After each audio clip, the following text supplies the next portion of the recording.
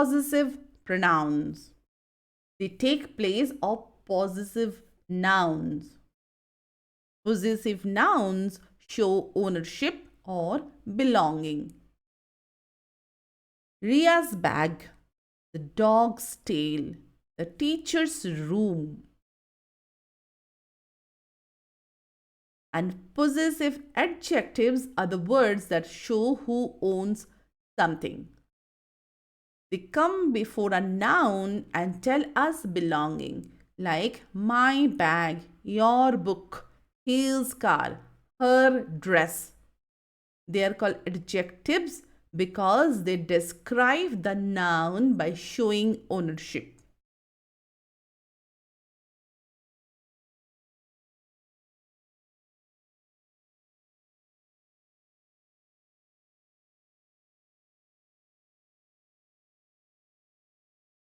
This is my bag. This bag is mine. A possessive pronoun. It shows the bag belongs to me. The blue bicycle is hers. Hers tell us that the bicycle belongs to her.